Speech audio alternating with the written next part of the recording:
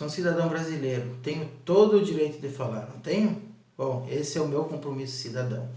Eu tenho feito as minhas manifestações seguidamente e eu vou fazer agora em relação à questão do momento político que a gente vive hoje. Eu sou alguém que nasceu no período militar, então desde Ernesto Geisel em diante, assim, eu tenho recordações, vivências que eu posso falar, porque eu já tinha uma idade na qual eu tinha o discernimento das coisas, que eu acompanhava, sempre fui um adolescente muito interessado, principalmente em política, então eu posso falar do período de Ernesto Geisel em diante, mas da parte dos 2 últimos anos, praticamente, e do período do João Figueiredo todo, né? Da questão econômica que vivia, ministro Delfim Neto, a hiperinflação, aquela coisa toda, né? E depois, com o advento da nossa democracia, a eleição do Tancredo Neves, que não assumiu, que José Sarney seguiu adiante, enfim, que depois se elegeu o Collor de Mello, que deu no que deu, porque roubou, porque o irmão dele, felizmente, o Pedro Collor, denunciou que ele até tinha uma intenção de abrir economia, uma ideia liberal, mas ele tinha uma ideia muito mais de apropriação, de questão dele, né? Tinha um esquema para isso. Bom, caiu, né? Foi deposto esse presidente, ele não, né? Sofreu impeachment pela primeira vez que a gente viu o impeachment, e aí o Itamar Franco, com seu topetezinho, seguiu e, felizmente, caindo nas mãos dele, o nosso país conseguiu tomar um rumo. A partir de Itamar Franco é um marco na história, no meu entendimento. De Itamar Franco em diante, as coisas começaram a mudar, nossa história começou a mudar. Antes o nosso país era completamente sem alternativa. Você não tinha, você era muito encaixotado nas coisas. Período militar, então, nem se fala. Você ter liberdade para empreender, para criar, para desenvolver, para ser o que tu queria ser, o que tu quisesse ser, era muito diferente. A partir daí começou a melhorar e começou a se criar, principalmente a partir do controle da inflação, começou a se desenhar alguma coisa interessante para nós. Fernando Henrique, sobre 2 mandatos, depois, a sequência foi, e eu acredito a ele assim como um grande personagem que deu uma sequência melhor e viável para o nosso país. Depois o Lula pegou aquele embalo, foi com todo aquele populismo dele, aí ele deu uma guinada mais para o lado social, começou a abrir algumas questões sociais importantes e interessantes também, mas ele meteu os pés pelas mãos. Digo que ele diria que meteu mais as mãos do que os pés. Depois sobrou para Dilma, que a Dilma, caricata e daquela forma dela, que talvez não mal intencionada, mas alguém com falta de capacidade para tal, não conseguiu conduzir da forma adequada e acabou também sofrendo impeachment, e o Temer deu sequência nos últimos tempos aí, alguém que também com um histórico de um monte de problemas, envolvimentos, e que não tinha a confiança necessária para fazer alguma coisa, apesar de ter tentado gerir da melhor forma possível. Mas a confiança é tudo para alguém que conduz um país. Então, como é que nós vamos confiar numa pessoa que tem problemas, que é corrupto, né? Então, você foi também ele. E agora temos o presidente Bolsonaro. Bom, aí que eu queria chegar. Na minha trajetória, antes disso, eu passei 3 presidentes, até uma junta militar, quando eu nasci, logo ali do que eu nasci. Isso eu falando pela história, não pelo meu entendimento, pela minha percepção. Mas eu sei pela história, né? Quem quer acessar a história sabe das coisas.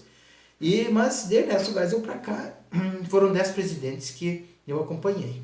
Eu posso falar um pouco de cada um, me aprofundar mais, porque eu sempre gostei de acompanhar e tal. Mas tivemos presidentes comprometidos, presidentes sem muita competência, presidentes despreparados, outros mais motivados, de todo tipo, né? Tipo o Collor de Mello, que foi horrível no aspecto de ser alguém que que tinha interesses escusos muito, muito acentuados, mas que tinha um lado razoavelmente bom também. Tivemos os que deram a condução, que foi boa. Tivemos o Lula, Dilma, o Temer e agora o Bolsonaro. Nada, nenhum deles se compara a Bolsonaro. Esse é uma figura patética. Não existe. Porque alguém que falta com a verdade como ele falta, alguém que vive num mundo paralelo, que desvia tudo aquilo que é importante, que é interessante, para criar justificativas, conjecturas, para justificar tudo aquilo que ele quer ser e tudo aquilo que ele quer promover, não merece o mínimo de apoio. Olha, com a maior boa vontade, você não consegue apoiar alguém assim. Eu digo e falo e venho falando que se o nosso país se tornar um caos economicamente, se ele se tornar um caos culturalmente, se ele se tornar um caos na parte da educação, na parte da saúde, segurança pública, enfim, tudo isso é passivo de ser resolvido.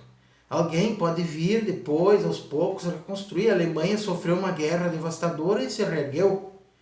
Agora, quando se trata da natureza, não existe alguém que não admite a importância que a natureza tem, não merece ter importância alguma.